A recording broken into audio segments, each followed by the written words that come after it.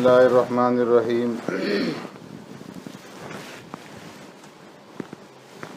عن عمر بن الخطاب رضي الله تعالى عنه قال: بينما نحن عند رسول الله صلى الله عليه وسلم ذات يوم إذ طلع علينا رجل شديد بياض الثياب شديد سواد الشعر لا يرى عليه أثر السفر ولا يعرف منا أحد حتى جلس إلى النبي صلى الله عليه وسلم فأسند ركبتيه إلى ركبتيه ووضع كفيه على فخذيه وقال: يا محمد أخبرني عن الإسلام. قال: الإسلام أن تشهد أن لا إله إلا الله وأن محمد رسول الله وتقيم الصلاة وتؤتي الزكاة وتصوم رمضان وتحج البيت إن استطعت إليه سبيلا. قال: صدقت. فعجبنا له يسأله ويصدقه. قال: فأخبرني عن الإيمان. قال: أن تؤمن بالله وملائكته وكتبه ورسله واليوم الآخر وتؤمن بالقدر خيره وشره. قال: صدقت. قال: فأخبرني عن الإحسان. قال: أن تعبد الله كأنك تراه فإن لم تكن تراه فإنه يراك. قال: فأخبرني عن الساعة. قال: ما المسؤول عنها بأعلم من السائل. قال: فأخبرني عن أماراتها. قال: أن تلد الأمة ربتها وأن ترى الخفاة العراة العالة رياء الشاء يتطاولون في البنيان. قال: ثم انطلق فلبثت مليا ثم قال لي: يا عمر تدري من السائل؟ قلت: الله ورسوله أعلم. قال: فإنه جبريل أتاكم يعلمكم دينكم. رواه مسلم. أو كما قال عليه الصلاة والسلام. صدق رسول الله صلی اللہ علیہ وسلم. حضرت عمر بن الخطاب رضی اللہ تعالی عنہ روایت فرماتے ہیں، ایک مرتبہ ہم آقا نامدار سرور کائنات رحمت دو عالم صلی اللہ علیہ وسلم کی محفل میں موجود تھے کہ اچانک ایک آدمی سامنے سے نمودار ہوا جس نے انتہائی سفید کپڑے پہن رکھے تھے اور اس کے بال انتہائی سیاہ تھے. لا یری علیہ اثر السفر، اس کے اوپر سفر کے کوئی اثرات نظر نہیں آ رہے تھے، جس سے یہ معلوم ہو رہا تھا کہ یہ قریب ہی سے آیا ہے، اور نہ ہم میں سے کوئی آدمی اسے پہچانتا تھا، جس سے یہ معلوم ہوتا تھا کہ وہ یہاں کا رہنے والا نہیں اور کہیں باہر سے آیا ہے. یہاں تک کہ وہ مجمع کو چیرتا ہوا آگے بڑھا اور سرکار دو عالم صلی اللہ علیہ وسلم کے سامنے جا کر کے دو زانو ہو کر کے بیٹھ گیا، اور اس نے اپنے دونوں زانو پیارے پیغمبر صلی اللہ علیہ وسلم کے دونوں زانوں کے سامنے ملا دیے اور اپنی دونوں ہتھیلیاں اپنی رانوں پر یا پیارے پیغمبر صلی اللہ علیہ وسلم کی رانوں کے اوپر رکھ دیں اور کہا: یا محمد، اے محمد صلی اللہ علیہ وسلم، مجھے اسلام کے بارے میں بتائیے.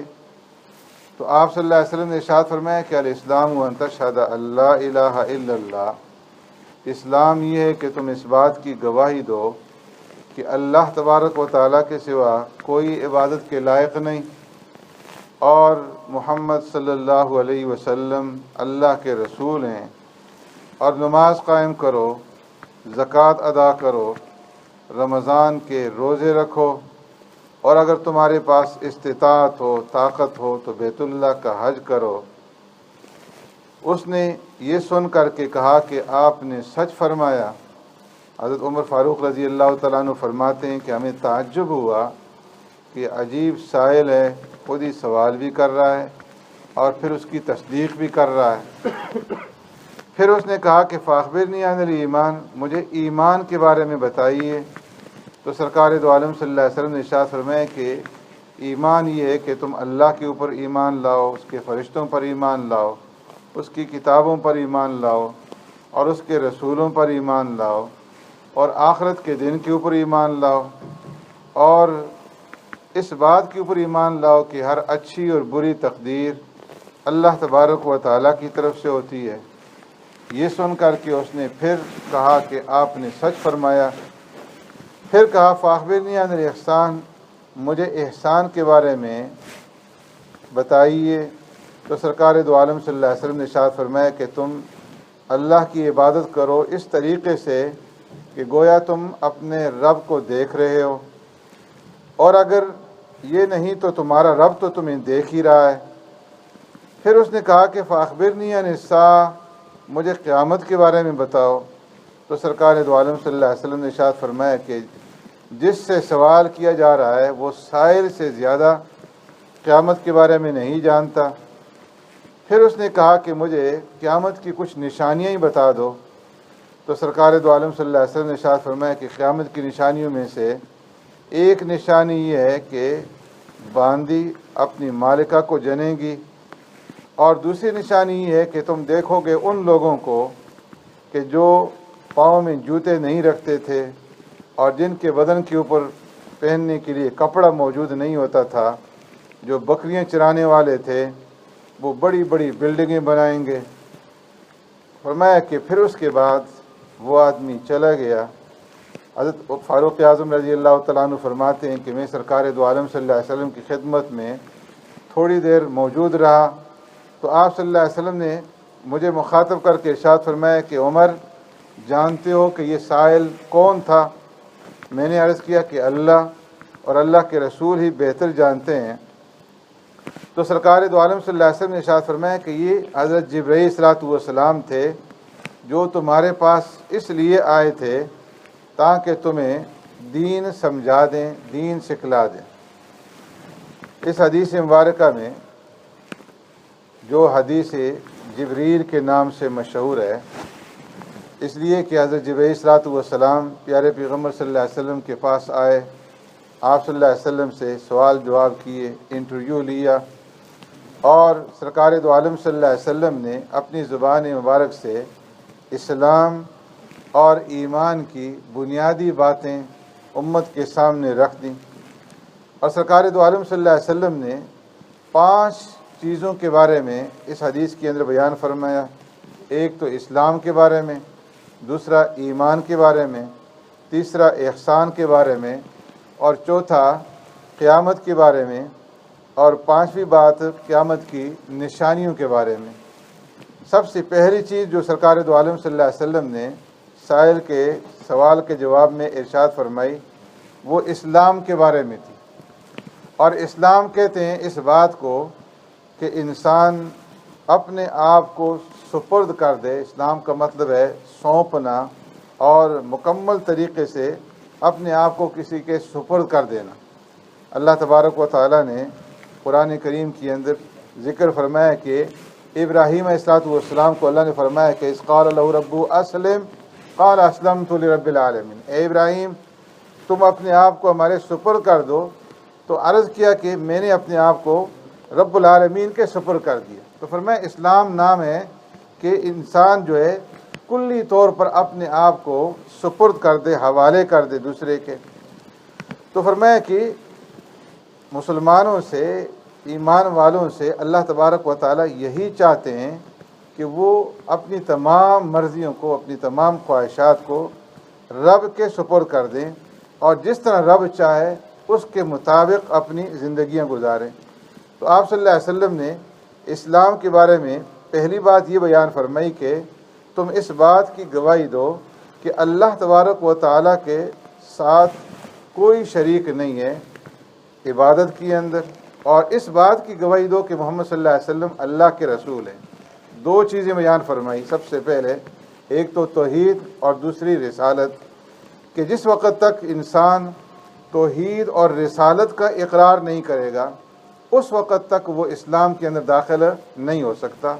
اسلام میں داخل ہونے کے لیے پہلی جو بنیادی چیز ہے وہ یہ ہے کہ اللہ کی توحید کا اقرار کیا جائے، اور اس کے نبی کی رسالت کا اقرار کیا جائے، اور زبان سے اقرار ہو اور دل سے تصدیق ہو۔ اگر کوئی آدمی صرف زبان سے کلمہ پڑھ لیتا ہے لیکن دل سے اس کے اوپر یقین نہیں رکھتا، پھر بھی وہ مومن نہیں بن سکتا۔ تو فرمایا مومن بننے کے لیے دونوں چیزیں ضروری ہیں، زبان سے کلمہ بھی پڑھے، زبان سے اقرار بھی کرے، اور پھر اس اقرار کے اوپر دل سے یقین بھی ہو۔ جب یہ دونوں چیزیں ملیں گی تو پھر انسان اسلام کے اندر داخل ہو جائے گا، اور جب اسلام کے اندر داخل ہوگا تو اس کے بعد پھر جو باقی 4 ارکان ہیں، جو اسلام کی بنیادیں ہیں، وہ پھر مسلمان کی طرف متوجہ ہو جائیں گی۔ جس وقت تک ان 4 بنیادوں کو جو ارکان اسلام کہلاتی ہیں اس کے اوپر مسلمان عمل نہیں کرے گا، اس وقت تک اس کا اسلام جو ہے وہ مکمل نہیں ہوگا، اس کا اسلام ناقص رہے گا۔ اور ان 4 بنیادوں میں سے 2 عبادتیں ایسی ہیں کہ جن کا تعلق انسان کے بدن کے ساتھ ہے، اور 2 عبادتیں ایسی ہیں کہ جن کا تعلق انسان کے مال کے ساتھ ہے۔ 2 عبادتیں جن کا تعلق انسان کے بدن کے ساتھ ہے، ایک نماز ہے اور دوسرا روزہ ہے، اور 2 عبادتیں جس کا تعلق مال کے ساتھ ہے، زکوٰۃ ہے اور دوسری حج ہے۔ تو فرمایا کہ اللہ کی وحدانیت کے اقرار کے بعد دوسری چیز یہ ہے کہ تقیم الصلاۃ، کہ نماز قائم کرو۔ اگر کوئی آدمی نماز قائم نہیں کرے گا، یا زکوٰۃ ادا نہیں کرے گا، یا رمضان کے روزے نہیں رکھے گا، یا حج فرض تھا حج ادا نہیں کرے گا، تو اس وقت تک فرمایا وہ کامل مومن نہیں ہو سکتا، اس کا ایمان جو ہے وہ اسلام جو ہے وہ ناقص رہے گا۔ اسلام کو مکمل کرنے کے لیے ضروری ہے کہ جتنے بھی ارکان اسلام ہیں ان تمام ارکان کے اوپر جو ہے عمل کیا جائے۔ اللہ رب العزت ہمیں عمل کرنے کی توفیق عطا فرمائے۔ الحمدللہ رب العالمین والعاقبۃ للمتقین والصلاۃ والسلام علی خیر خلقہ محمد وعلی آلہ وصحبہ اجمعین۔ ربنا ظلمنا انفسنا وان لم تغفر لنا وترحمنا لنكونن من الخاسرین۔ اللهم اشف مرضانا ومرضى المسلمين، اللهم يا شافي الامراض اشف مرضانا ومرضى المسلمين، اللهم يا قاضي الحاجات في حاجاتنا وحاجات المسلمين، اللهم إنك عفو كريم تحب العفو فاعف عنا، اللهم احفظنا من كل بلاء الدنيا وعذاب الآخرة، سبحان ربك رب العزة عما يصفون وسلام على المرسلين والحمد لله رب العالمين برحمتك يا أرحم الراحمين۔